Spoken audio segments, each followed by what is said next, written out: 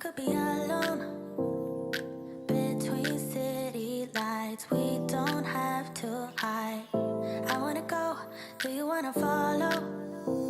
There's something in the air, I can't explain it, but it's there. Ain't nobody gonna find us in our secret love affair. I don't wanna have to hide no more, it shouldn't be unfair. I wanna go, and I wanna know, do you wanna follow? Baby, do you wanna follow? Come with me, do you wanna follow? Baby, can't you see that? I wanna go, and I wanna know, do you wanna follow? Baby, do you wanna follow? Come with me, do you wanna follow? Baby, can't you see that? I wanna go, and I wanna know, do you wanna follow? I can't understand why we can't hold hands, but they don't know what we have is real love. Aren't you sick and tired of having to hide? I know a place, do you wanna follow? There's something in the air, I can't explain it, but it's there. Ain't nobody gonna find us in our secret love affair. I don't wanna have to hide no more, it shouldn't be unfair. I wanna go, and I wanna know, do you wanna follow? Baby, do you wanna follow? Come with me, do you wanna follow? Baby, can't you see that? I wanna go, and I wanna know, do you wanna follow?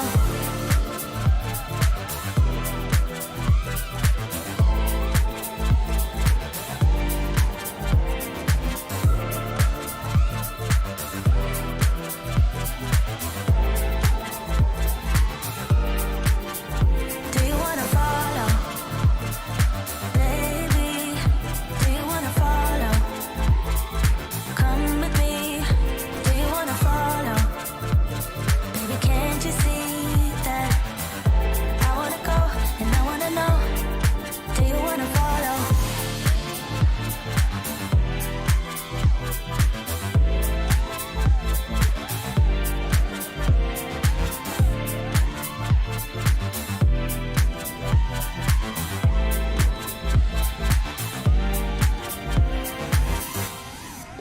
What's up, everybody? Welcome to the live stream. Ooh, Bardwell's doing some flying. Got a little freestyle going on here. Let's let it finish. It's almost done. Woo. This is the result of me tuning my perfect freestyle build using Chris Rosser's PID tuning technique. If you tried to watch yesterday's live stream where I tried to do that and had some problems, I went back and I did it again, not on a live stream, and the video will be coming out as soon as it's edited, hopefully this week, I think. But the result is, it's pretty good, I think. I like it. I think it flies pretty good. You could decide for yourself. You can't quite hear the motors, so I'm talking over them. Yeah. Here, let me let you hear the motors. You can kind of hear them. Yeah.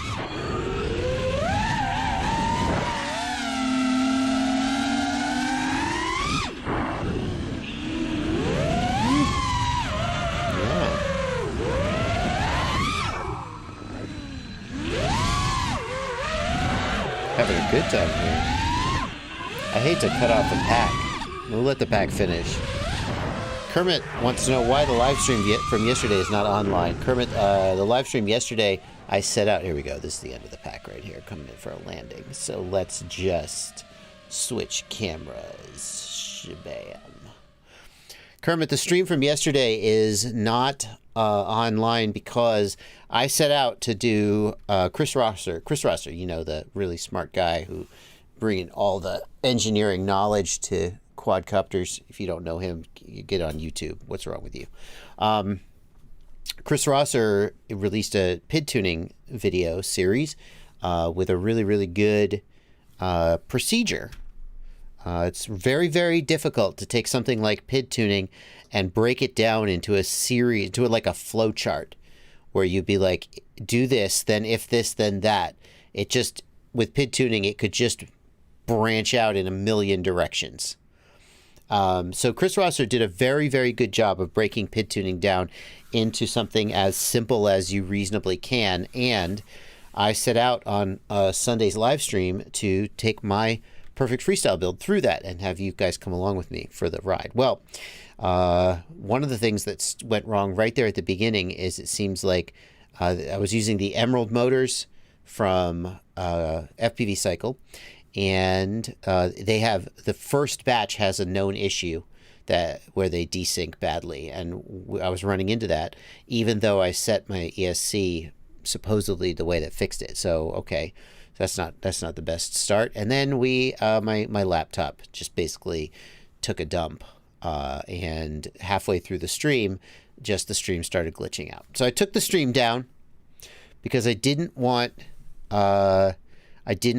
people to start watching the stream, go, oh boy, Bardwell's going to do this thing, and then watch the stream for an hour and 15 minutes, an hour and a half, only to then have it crap out and be like, F you, Bardwell. So, good news. I did it. That was actually the end result of me doing Chris Rosser's PID tuning method on my quad. And that video has been shot. It's actually was up. It's not done uploading yet to the editor because it's just a lot of data, So he's going to probably edit it tomorrow, and it'll hopefully be out later this week. And then I took that, that's why the live stream, not because I like flashed the stream. I don't know why you would think I would do that. But no, I normally would leave that stuff up because people could enjoy watching it. But we start the stream by going, hey, everybody, welcome to the stream. We're going to tune this quad. And then an hour and a half later, the quad is messed up, and then the stream just takes a dump and the stream ends. And I'm like, I don't want people are going to be real pissed off if they start out and watch an hour and a half of that nonsense to not get the payoff. So, was this the same quad as the live stream? No. So it was I have two of my perfect freestyle build that I currently have built. One of them has the Emerald motors on it. The other has the Imperial motors. And here's a little secret. These are the samples for the next batch of Imperial motors. And they fix the problem that caused the desyncs on the first batch. The manufacturer changed the magnets on the first batch. And so they have, and in addition, there are a few others. You know, Bob, he can't resist making little changes. There are a few other little changes. These I can't wait for this next batch of motors to come. They're freaking amazing. They fix the problem, and they have a couple other little changes that are a big advantage. Could I change the title of the stream to mention it's a fail? I don't know. It's kind of embarrassing.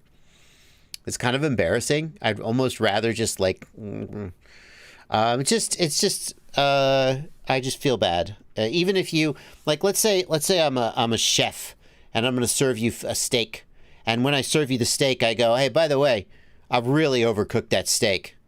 It's pretty bad. Anyway, just wanted you to know. Enjoy. Right. It's not good. Better to just take the, anyway.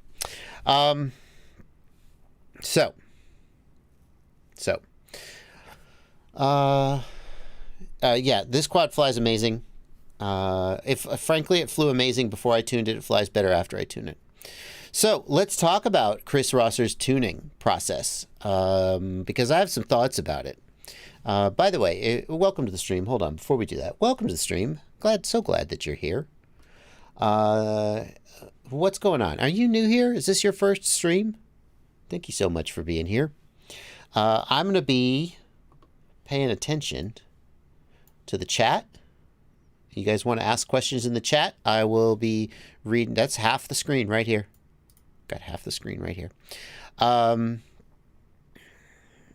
be answering your questions. Obviously, the chat goes by so quick, I can't answer them all. Bad for Life says thicker magnets. It's true. The magnets on the next batch of motors are properly thick, as they should have been on the first batch. However, I can tell you there is at least one other significant change. I'm not allowed to say what it was. It's a small but significant change that makes the motor even better. I can't wait for them to come. I'm personally going to buy, 10 sets, so I have mine. And there we go.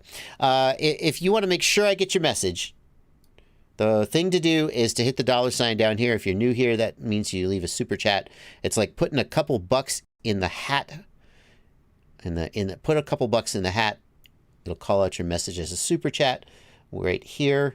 And I'll be sure to get to those. I'll be reading these in just a minute. And by the way, hello. Over here on the right side of the screen is my Discord. These folks over here are my patrons. Hey! These folks over here are my patrons. They support me on patreon.com. There's a link in the video description. You can sign up to support me for as little as $2 a month or more if you feel like I've earned it. That's what I always say. Just ask yourself. And thank you guys so much I'll be paying attention to them too. It's almost like getting free super chats. Sort of. I mean, I don't read every message, frankly. Anyway, give them a chance to cheer for a minute. So let's talk about Chris Rosser's PID tuning technique. Hang on a second. Let me just, you guys, if you guys don't know, you are missing out on some of the best educational engineering content about FPV. And I say that as someone who makes engineering and educational content. But Chris Rosser is actually a trained engineer with an academic background. So he knows things that I don't know. And there are things that I do know. Like I know how to tune filters. I know how to tune PIDs. But there is a depth of knowledge that means that then you can arrange that information and present it in an understandable and comprehensive way. And that, I've made PID tuning tutorials before, but in the years since I last did, I did my PID tuning 101 video. In the years since I did that, the PID controller has gotten a lot more complicated.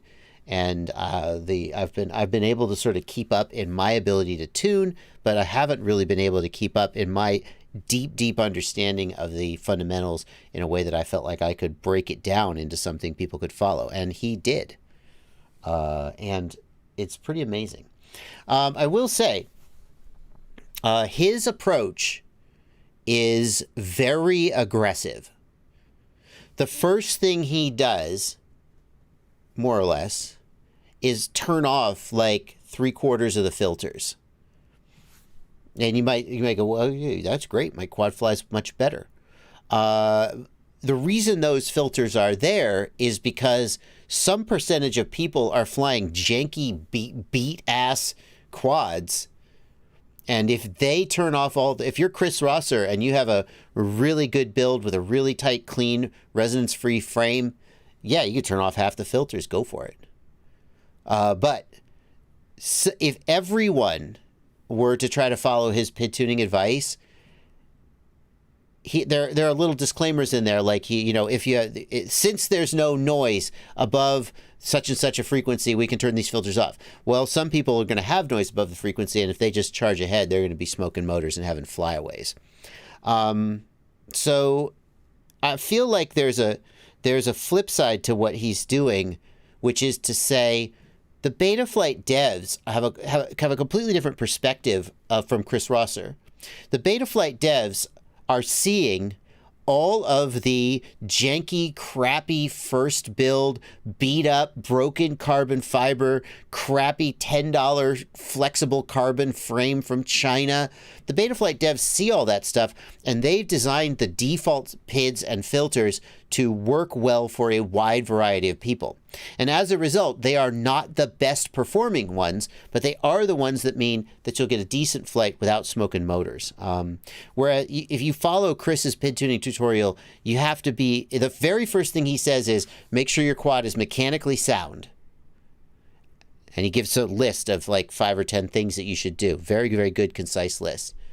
And then he says you go fly it. You turn off most of the filters and you go fly it. And at this point, if you have signs of like trilling oscillation, hot motors, stop. Go back and make sure your quad is mechanically sound.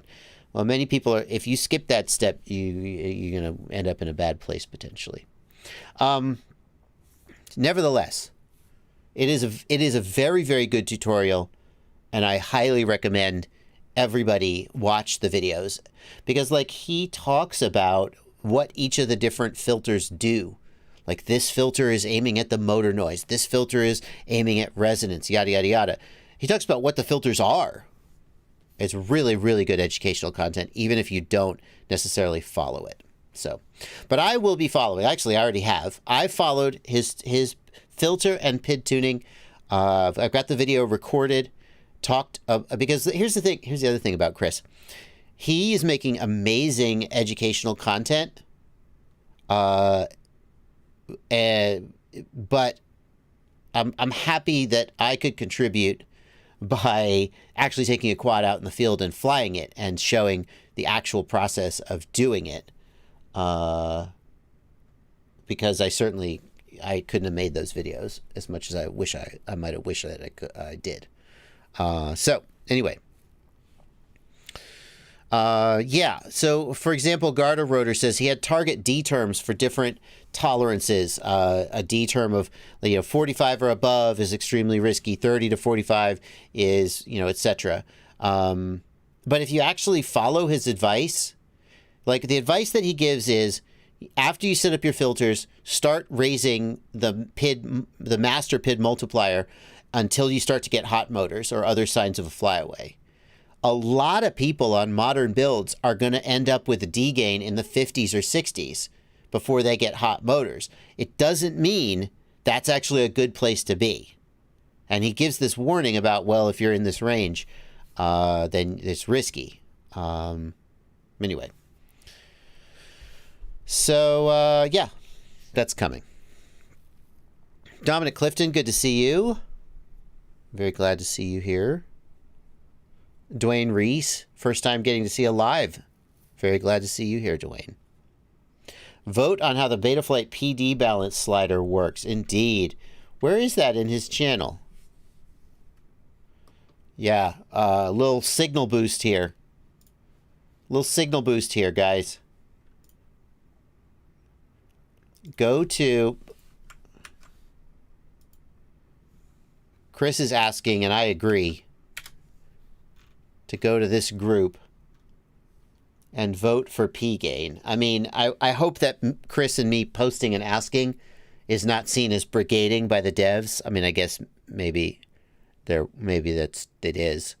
But Mark Spatz and Chris Rosser and me all agree that this is how the sliders should work. I actually used to think that the sliders should work differently, but I've been convinced that I'm wrong. So when you're convinced that you're wrong, you got to change your opinion. So let me get some of these super chats out of the way. Mike Pistolesi, thank you for a $5 super chat. How do you put air mode on a switch on the new Betaflight? Has something changed about air mode in 4.3? Has something changed about air mode? Is it just the same as... How do you put air mode on a switch? I'm going to guess, Mike, that you have enabled the air mode feature, and that's why you're not seeing it in the aux modes. Hold on.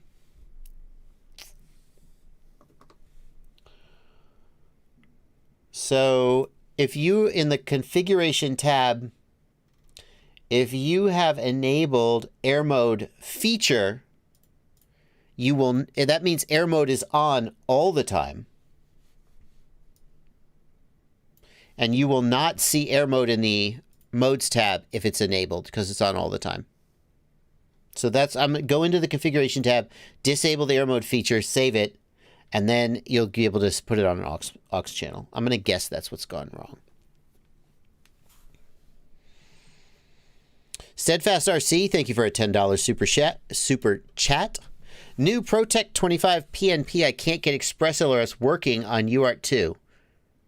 I can get it flying with ExpressLRS on UART 1, but that's the UART the VTX uses. Also stuck at 25 milliwatt device ready. No, Valenti tried to help on Discord. Steadfast, I certainly appreciate your donation.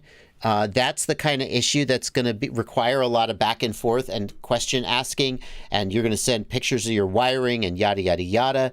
So we're not going to dive into that here on the live stream, but definitely DM me on Patreon. You say Valenti tried to help. It doesn't. If Valenti couldn't fix it, I'll certainly do my best. But if Valenti couldn't, especially if you worked with Valenti already, I feel like that's a little too deep to dive in on a live stream where we can't go back and forth sort of in real time. If you got it working on UART 2 but not on UART, if you got it working on UART 1 but not on UART 2, is something else on UART 2? Like, is the Cadix Vista on UART 2? That's the kind of question I would ask. Coelho FPV, thank you. So DM me, Steadfast RC. DM me and let's talk about it. Coelho FPV, thank you for a $10 super chat. I've had good results with both Chris and Mark's tuning procedures. Thank you, JB, for yesterday's efforts. Thank you, Coelho. Glad you were there. If you were there for the live stream, if you tuned in, thank you for tuning in. Both Chris and Mark are excellent tuners. They have slightly different procedures. The thing that Chris has that Mark doesn't, and I say this with all the love in the world for Mark, is that Chris is a much better presenter. Chris has this knack for organizing information in a way that it can be communicated and understood. And it's tricky because you can make something sound simple, but be communicating incorrect or incomplete information. And as an instructor, as someone who is designing a course or designing teaching materials, which is what Chris is doing, and I did that professionally for about 10 years. I was an instructor and I wrote course material. The goal is to make things simple enough that people can understand them, but not give them the wrong information or leave out important information. Just because someone walks away going, I get it, if they don't actually understand the truth of it, then you haven't helped them. And Chris does a very good job at this, whereas I think Mark is a little more off the cuff and is not as easy to sort of grasp what he's getting at. Despite, I mean, I love Mark's content and watch it, but I feel like Chris has the upper hand there. Both of them are great tuners. Blizz Garage, thank you for $13.99 Canadian. Thanks for helping me with my TBS issues. Keep up the great work. Callie FPV, thanks for $5 for a balded, sexy little beast. Ooh, is that me? Yeah. Andrew P asks, what did I teach? I worked for the company. Do they still exist? I don't think they exist. I doubt that they still exist. Do they still exist? A long time... Oh, they changed their name. Yeah, a long time ago, I worked for this company.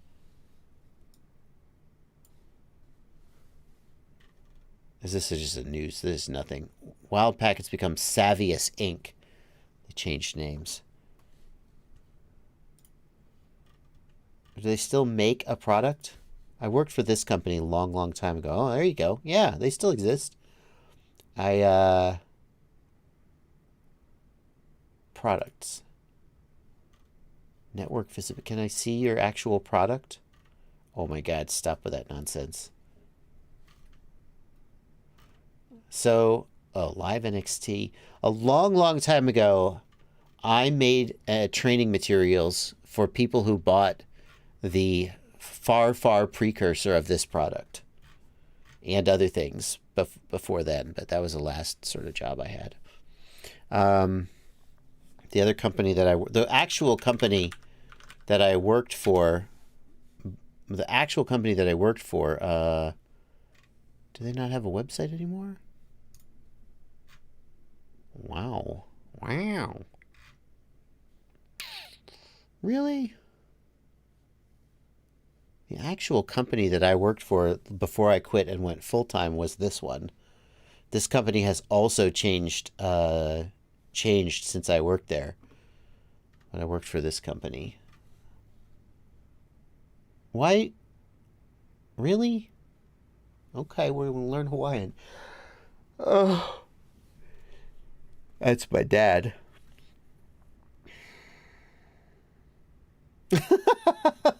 They've shifted the company website over to Hawaiian language.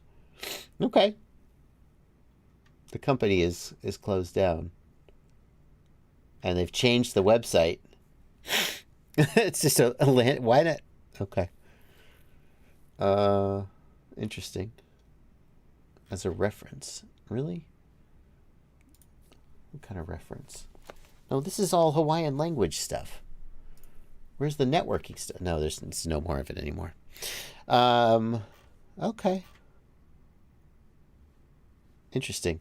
Why not just start a new website? Okay.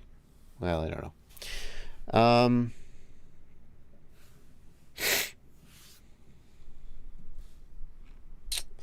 What am I doing to these companies? Yeah.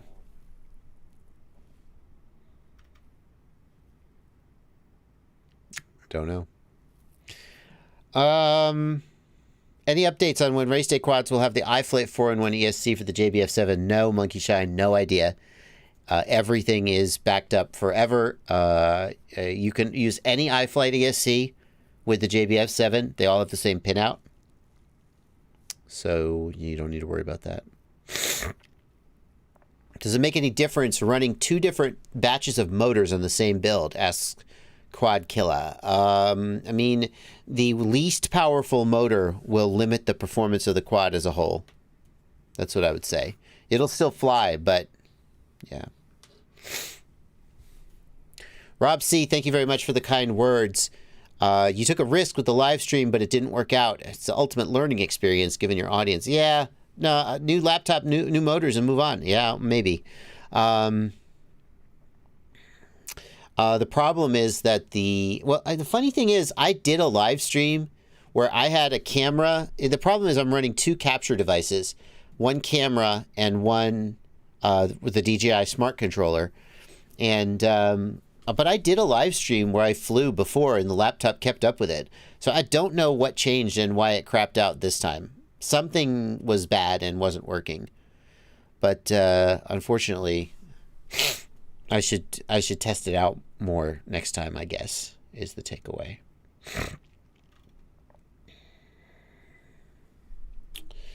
Yep, the laptop is a last generation Dell XPS 15, so it has like a GTX 1660 in it. Should be like okay. Anyway, is Defiance RC legit RX tunes? Yes, for sure. Defiance RC is good to go. It may have heated up and then slowed down, perhaps. Maybe. Let's see.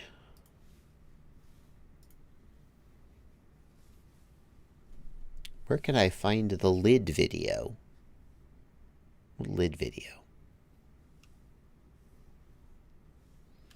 460 viewers. What happened to... I talked about Enema. I talked about yesterday's live... Enema. Give me a break.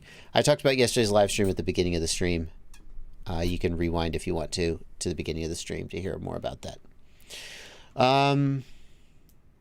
Yeah, I said to my wife, I said, I shouldn't buy a new laptop just to get a more powerful machine for streaming once a month I go out and I stream on the laptop. I don't need to buy a whole new laptop just for that.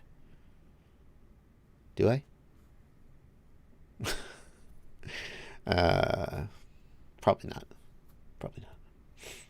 What's the main voltage under 6S that you should stop flying at? I can't remember what it was, asks Bento. Bento, the answer to that question is always 3.5 volts per cell. So 6 times 3.5 is the answer. I'll let you do the math.